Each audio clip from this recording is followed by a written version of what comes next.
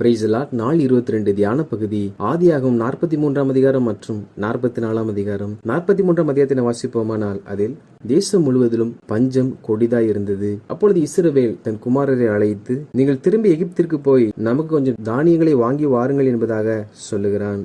அப்பொழுது யூதா அதற்கு பிரதியுத்தரமாக, உங்கள் சகோதரன் உங்களோடு கூட வராவிட்டால் நீங்கள் என் முகத்தை காண்பதில்லை என்பதாக யோசேப்பு சொன்னதை இஸ்ரவேலுக்கு அறிவிக்கிறார்கள்.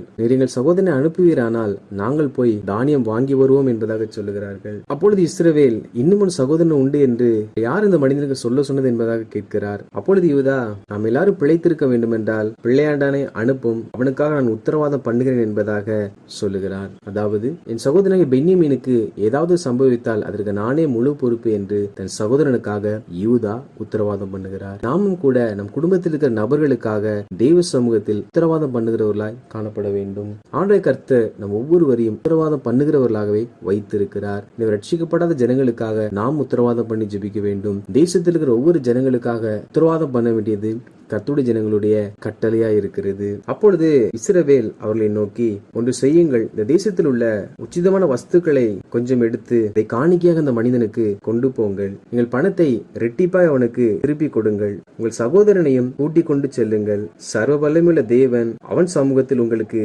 இரக்கம் கிடைக்க பண்ணுவாராக என்பதாக சொல்லுகிறார். அதாவது, இப்பொழுது தானியம் வேண்டும் என்றால் அதற்கு பென்யமீன் கூட செல்ல வேண்டும். அதற்கு இஸ்ரவேல், நீங்கள் காணிக்கைகளை கொண்டு செல்லுங்கள், பணத்தை ரெட்டிப்பாய் கொண்டு போய் கொடுங்கள், சகோதரியும் அழைத்து செல்லுங்கள் என்று சொல்லி நிறுத்தாமல், நீங்கள் இவைகள் எல்லாவற்றையும் செய்யுங்கள், ஆனால் சர்வ வல்லமையுள்ள தேவன் அவன் சமூகத்தில் உங்களுக்கு இரக்கம் கிடைக்க பண்ணுவார் என்பதாக சொல்லுகிறார். அதாவது, நாம் கொடுக்கிற வெகுமதிகள், நம்முடைய பணங்கள், நாம் அனுப்புகிற நபர்கள், இவர்கள் யார் மூலமாகவும் நமக்கு பிற மனிதனிடத்தில் ஒரு நாளும் இரக்கம் கிடைக்காது.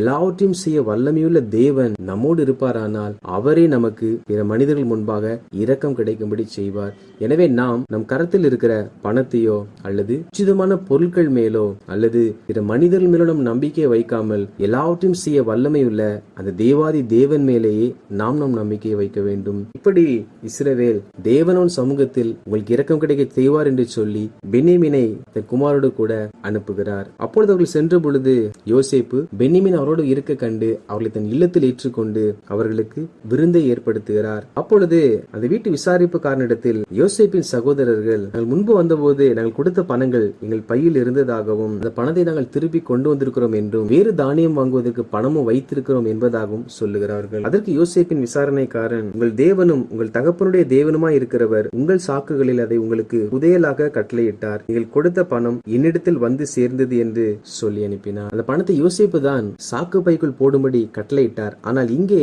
தேவன் அதை உங்களுக்கு பொக்கிஷமாய் கொடுத்தார் என்பதாக சொல்லப்படுகிறது. அநேக நேரத்தில் நாம் செலவு செய்கிற பணங்கள் மறுபடியும் நம்முடைய கரத்தில் வருவதை நம்மால் பார்க்க முடியும். அநேகரும் அதை அதிர்ஷ்டம் என்பதாக சொல்லுவார்கள். ஒரு நாளும் கர்த்தருடைய ஜனங்களுடைய வாழ்க்கையில் அதிர்ஷ்டம் என்று எது ஒன்றும் சம்பவிப்பதில்லை. நாம் செலவு செய்கிற பணங்கள் நம் கரத்திற்கு திரும்பி வரும் என்றால் அது தேவன் நமக்கு கொடுத்த உதயலாகும், தேவன் நமக்கு கொடுத்த ஆசீர்வாதமாகும். அதை ஒரு நாளும் நாம் அதிர்ஷ்டத்தோடு ஒப்பிட்டு தேவன் நமக்கு செய்கிற உதவியை நாம் அலட்சியப்படுத்த கூடாது.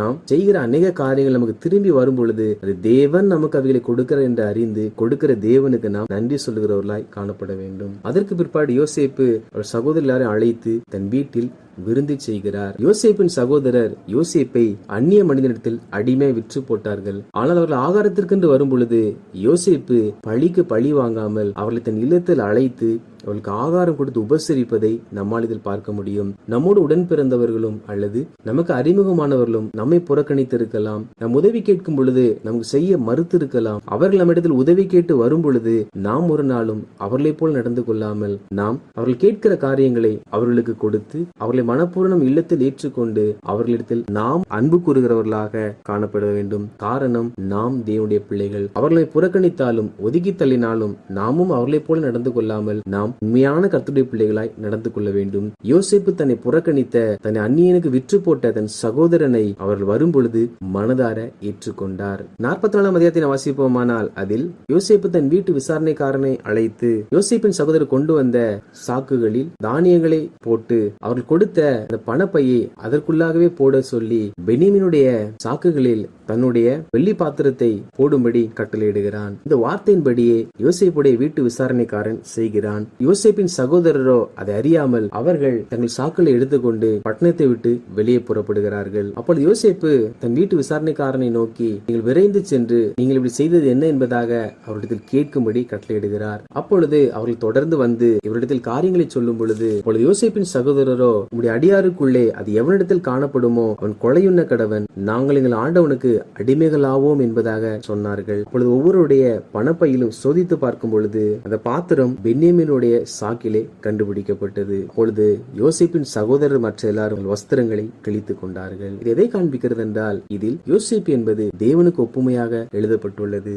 யோசேப்பின் சகோதரர் என்பது நம்ம எல்லாரையும் குறிக்கிறது. ஆண்டவராகிய தேவன் நமக்கு வேண்டிய உணவுகளை கொடுக்கிறார். நாம் எவ்வளவு காணிக்கை ஆண்டவருக்கு கொடுத்தாலும், எப்படி யோசேப்பின் சகோதரர் கரத்தில் அவர்கள் கொடுத்த பணங்கள் திருப்பி வந்ததோ அதே போல நாம் கொடுக்கிற எல்லாவற்றையும் கர்த்தர் நமக்கு தான் திருப்பி தருகிறார். அதாவது தேவன் நமக்கு நல்ல கையின் பிரயாசத்தையும் நமக்கு தேவையான பணங்களையும் நமக்கு உணவுகளையும் எல்லாவற்றையும் குறைவில்லாமல் நடத்துகிறார். ஆனாலும் சில சமயத்தில் பென்யமீனுடைய பைகளுக்குள்ளாக இந்த பாத்திரம் காணப்பட்டதை போல சில சமயத்தில் நம்முடைய வாழ்க்கையிலும் சில குற்றங்கள் சில தவறுகள் காணப்படும். கர்த்தர் நமக்கு எத்தனை நன்மை செய்து எத்தனை உதவி செய்தாலும் நாம் குற்றம் செய்கிறவர்களாய் காணப்படும் பொழுது, நம்மிடத்தில் பிழை காணப்படும் பொழுது, கர்த்தர் அதற்கு நம்மை விசாரிக்கிற தேவனாய் இருக்கிறார். அவர் எப்படி அன்புள்ளவராய் இருந்து எப்படி இரக்கம் செய்கிறவராய் இருந்து நமக்கு இரக்கம் செய்கிறாரோ கிருபை தருகிறாரோ அதே போல அவர் நீதியுள்ள தேவனாய் இருந்து நம்மை விசாரிக்கிறவராய் இருக்கிறார். எனவே கர்த்தர் நமக்காக மரித்திருக்கிறார். அவர் நமக்கு நல்ல வேலையை கொடுத்திருக்கிறார். அவர் நம்மை நன்றாக ஆசீர்வதித்திருக்கிறார் என்பதற்காக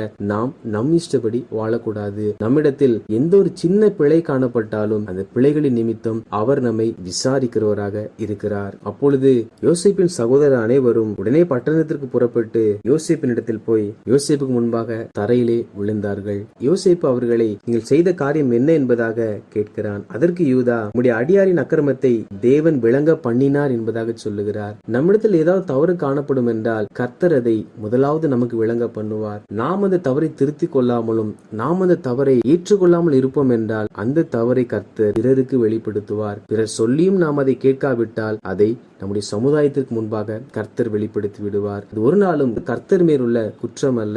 அவர் நம்மிடத்தில் சொல்லும் பொழுது நாம் நம்மை திருத்திக் கொள்வோம் என்றால் அது நம்மோடு முடிந்துவிடும். நாம் அதற்கு கீழ்ப்படியாத பட்சத்தில் பிறிதொரு நபர் மூலமாய் நமக்கு எச்சரித்து சொல்லுவார். அதற்கும் நாம் செவி கொடுக்காத பட்சத்தில் அவர் சுற்றும் இருக்கிற எல்லா ஜனங்களுக்கு முன்பாக நாம் செய்த தவறை வெளிப்படுத்துவார். இதில் பென்யமீனுடைய சாக்கில் இந்த பாத்திரம் காணப்பட்டது. அது யாருக்கும் தெரியாது, பென்யமீனுக்கும் தெரியாது. இதில் பென்யமீன் எந்த ஒரு தவறும் செய்யவில்லை. ஆனாலும் அவருடைய சாக்கில் அந்த பாத்திரம் காணப்பட்டது.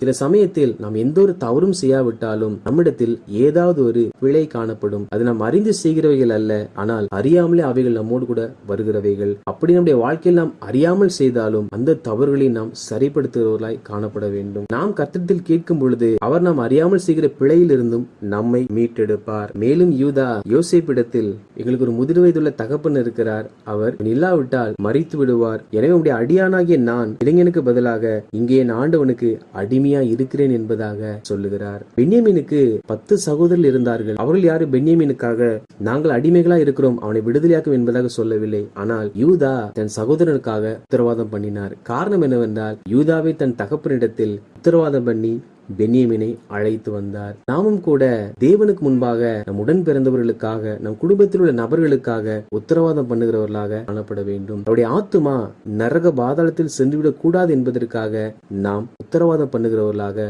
காண வேண்டும். நம் சமுதாயத்தில் நம் உறவினர்கள் நடுவில் நமக்கு அறிமுகமான யாவரும் கூட ரட்சிக்கப்படும்படிக்காக அவர்களுக்கென்று நாம் உத்தரவாதம் பண்ணுகிறவர்களாக காணப்பட வேண்டும். வாசித்த அந்த அதிகாரிகளின்படி கர்த்தருடைய ஜனங்களாகிய நாம் வெகுமதிகளையும் பணத்தையும் மனிதனை நம்பாமல் தேவன் எல்லாவற்றிலும் இரக்கம் செய்யும்படிக்கு கர்த்தரை நாம் முற்றிலும் நம்புகிறவர்களாய் காணப்பட வேண்டும். மேலும் நமக்கு தேவன் கொடுக்கிற எல்லாவற்றையும் நாம் அதிர்ஷ்டம் என்று சொல்லாமல் தேவன் நம்மில் வைத்திருக்கிற அன்பு நிமித்தம் கொடுக்கிறார் என்பதை நாம் புரிந்து கொள்ளுகிறவர்களாய் காணப்பட வேண்டும். மேலும் நம்மை புறக்கணித்து தள்ளினவர்கள் நம்மிடத்தில் உதவி என்று கேட்கும் பொழுது நாமும் அவர்களை போல் நடந்து கொள்ளாமல் நாம் அவர்களுக்கு உதவி செய்கிறவர்களாக காணப்பட வேண்டும்.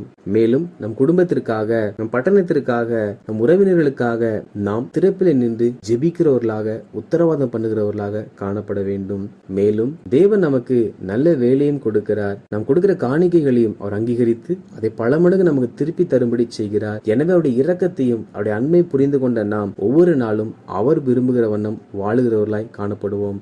அப்படி நாம் வாழும் பொழுது நிச்சயமாக அவர் நம் கையின் பிரயாசங்களை ஆசீர்வதித்து இன்னும் நாளுக்கு நாள் நம்மை உயர்வுடைய செய்து வழி நடத்துவார். கர்த்தர் தாமே அப்படி நம்மை ஆசீர்வதிப்பாராக. ஆமேன்.